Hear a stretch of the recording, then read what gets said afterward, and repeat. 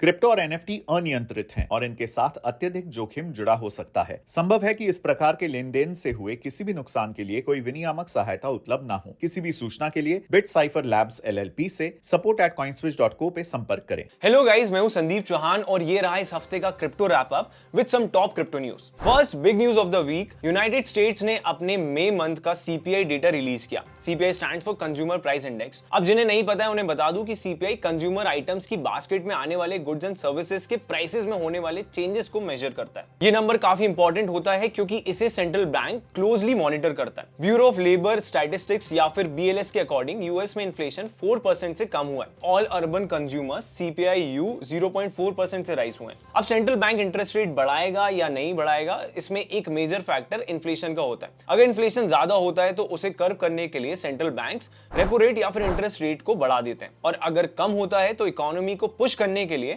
और money flow बढ़ाने के लिए इंटरेस्ट रेट्स को कम ही रखा जाता है। खैर, अभी कुछ भी कहना पॉसिबल नहीं है कि एफईडी या फिर फेडरल रिजर्व सिस्टम, जो यूएस का सेंट्रल बैंक है, करंट इन्फ्लेशन नंबर्स पर कैसे रिएक्ट करेगा। अब एफईडी इंटरेस्ट रेट को हाइक करेगा या फिर कम रखेगा, ये जरूर देखने वाली बात होगी, क्योंकि इससे भी क्रिप्टो मार्केट को काफी इंपैक्ट होगा। अब अगर आप पूछें क्यों, तो उसका रीजन है कि ग्लोबल मार्केट्स यूएस की न्यूज से इंपैक्ट होते हैं।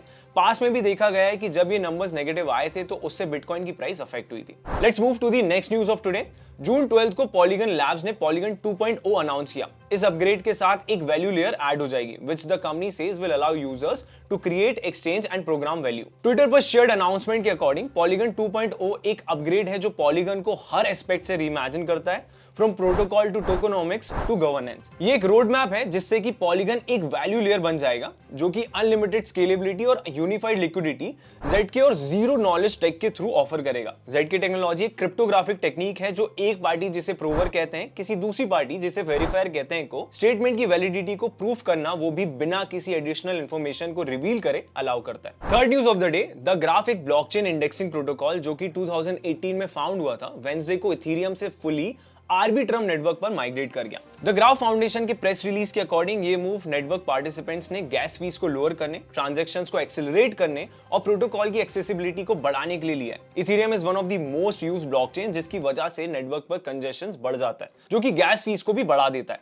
और इसीलिए Ethereum also has one of the highest gas fees. Moving towards the next news, Thursday को टेथर का स्टेबल कॉइन यूएसडीटी ने डॉलर से अपना पेग लूज कर दिया। अब ये तब हुआ जब स्टेबल कॉइन ट्रेडिंग के दो मेजर पूल्स हेवीली इंबैलेंस हो गए। ऑन चेन डेटा के according traders millions of dollars worth of USDT को पॉपुलर स्टेबल कॉइन जैसे कि यूएसडीसी और डाई को यूनिस्वैप और कर्व पूल्स पर एक्सचेंज कर रहे हैं। कर्व के popular stable coin swapping pool 3 pool, जिसमें यूएसडीटी, यूएसडीसी और डाई है, पर यूएसडीटी के बैलेंसेस 70% तक बढ़ गए, जो कि ये सजेस्ट करता है कि ट्रेडर्स ने मिलियंस ऑफ यूएसडीटी को स्वैप किया। अब इसे ऐसे समझिए कि इस पूल में 3 स्टेबल कॉइन्स हैं, यूएसडीटी, यूएसडीसी और डाई, जिनका इक्वल शेयर है 33.33% का, और ये एक आइडियल बैलेंस भी है जो रहना चाहिए। लेकिन थर्सडे को ये क्लियरली ब्रीच हो गया। यूएसडीटी का डॉलर से डीपेग होने का एक और रीजन सेलिंग प्रेशर भी है। ये वीडियो रिकॉर्ड होने के वक्त यूएसडीटी $0.9988 पर था। अच्छा, इट इज वर्थ नोटिंग कि ये पहली बार नहीं है जब कर्व 3 पूल इंबैलेंस हुआ है। इससे पहले मार्च में भी ये पूल इंबैलेंस हुआ था, जब यूएसडीसी और डाई का रेशियो इंक्रीज होकर 45% ईच पर पहुंच गया था, और उससे पहले जब लास्ट ईयर नवंबर में एफटीएक्स कोलैप्स हुआ था, तब भी ये पूल इंबैलेंस हुआ था। Last news of the day, world's largest asset management company BlackRock, जो $9 trillion worth of assets manage करती है, ने बिटकॉइन ईटीएफ यानी कि एक्सचेंज ट्रेडेड फंड के लिए अप्लाई किया, और अपने इस परसूट में ब्लैक रॉक ने कॉइनबेस को अपना ट्रस्टेड कस्टोडियल सॉल्यूशन चूज किया। ये नोट करने वाली बात है कि यूएस रेगुलेटरी अथॉरिटीज एसईसी यानी कि सिक्योरिटीज एंड एक्सचेंज कमीशन ने अभी तक सारे ईटीएफ एप्लीकेशंस को रिजेक्ट कर दिया है। हाँ, लेकिन काफी सारे बिटकॉइन फ्यूचर ईटीएफ्स को अप्रूव किया है, जो कि काफी सक्सेसफुल भी रहे। ब्लैक रॉक की spot bitcoin ETF filing industry में एक टर्निंग पॉइंट को सिग्नल करती है, क्योंकि ट्रेडिशनल फाइनेंशियल स्पेस का सबसे प्रोमिनेंट प्लेयर अब बिटकॉइन को एक्नॉलेज कर रहा है। अगर ये ईटीएफ अप्रूव हो जाता है तो बिटकॉइन के अडॉप्शन की एक न्यू वेव आएगी और काफी सारे इन्वेस्टर्स को बिटकॉइन मार्केट में पार्टिसिपेट करने का मौका देगा through a regulated and accessible investment vehicle. ये थी इस हफ्ते की टॉप क्रिप्टो न्यूज। अब मिलेंगे अगले हफ्ते। इस वीडियो को लाइक, कमेंट एंड शेयर करना ना भूलें, और कॉइन स्विच को सब्सक्राइब कर लें। मिलते हैं जल्दी।